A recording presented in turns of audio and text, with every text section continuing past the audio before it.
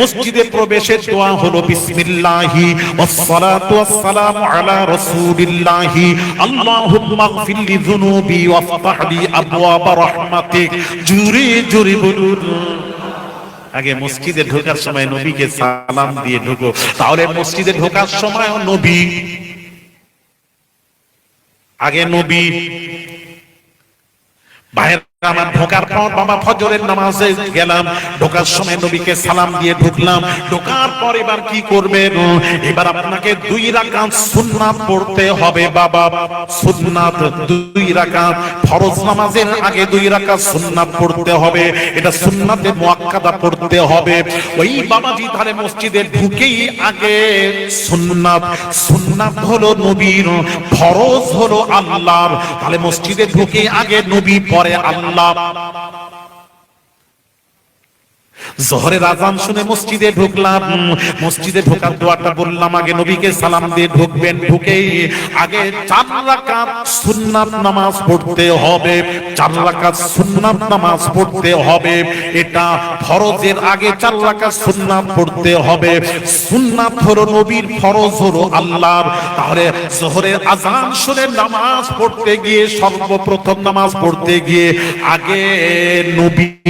আগে নবী তারপর আল্লাহ। 4 রাকাত সুন্নাত, সুন্নাত নবীর, ফরজ আল্লাহর। তাহলে মসজিদে ঢুকেই আগে সুন্নাত নবীর, আগে নবী পরে আল্লাহ। আসরের আযান শুনে ঢুকলাম, ঢুকে 4 রাকাত সুন্নাত নবীর, ফরজ আল্লাহর। ভাইরা আমার, বাবাজিরা, তাহলে আসরের নামাজ পড়তে গিয়ে আগে নবী পরে আল্লাহ। এশার আযান শুনে বাবাজি মসজিদে নামাজ পড়তে গেলাম। এশার 4 রাকাত সুন্নাত, 4 রাকাত সুন্নাতের পর ফরজ। এশার আযান শুনে নামাজ পড়তে গিয়ে দেখি আগে নবী পরে আল্লাহ। সব জায়গায় বাবাজি নবী নবী নবী। এই জন্য আল্লাহ বলছেন নামাজ পড়ে আগে আমার নবী। আশহাদু আন্না মুহাম্মাদার রাসূলুল্লাহ।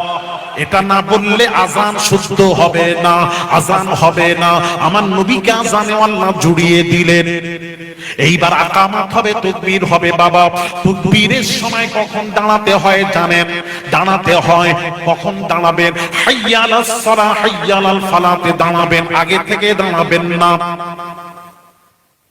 এটার উপর আমল হয়তো মাশাআল্লাহ করবেন। ভাইরা আমার, কেন বাবাজি এবার বলুন কেন? আযান নামাজের জন্য, আকামাত জামাতের জন্য, হাইয়ালাস সালাহ, হাইয়ালাল ফালাতে দাঁড়ানো মুস্তাফার জন্য। জুরি জুরি বলুন, আরো জোরে। তাহলে ওখানেও নবী। এবার আকামাত হচ্ছে আল্লাহু আকবার, আল্লাহু আকবার, আশহাদু আল্লা ইলাহা ইল্লাল্লাহ। আল্লাহ বলে আশহাদু আন্না মুহাম্মাদার রাসূলুল্লাহ। ওখানেও নবী, ওখানেও নবী। ভাইরা আমার, কালমা পড়বো লা ইলাহা ইল্লাল্লাহ, আল্লাহ বলছেন যথেষ্ট নয়, বল মুহাম্মাদুর রাসূলুল্লাহ। ওখানেও নবী।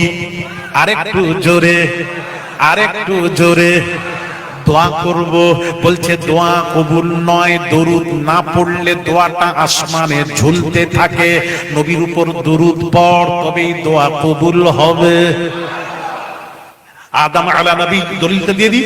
আদম আলা নবীনা আলাইহিস সালাতু ওয়াস সালাম ওই ফল খেয়ে ফেলেছিলেন, আল্লাহ নিষেধ করেছিলেন, আল্লাহ বেহেশত থেকে নামিয়ে দিলেন। বাবাজি দুনিয়াতে এসে এক রিওয়ায়াতে 200 বছর, আরেক রিওয়ায়াতে 300 বছর চোখের পানি ছেড়ে কাঁদলেন।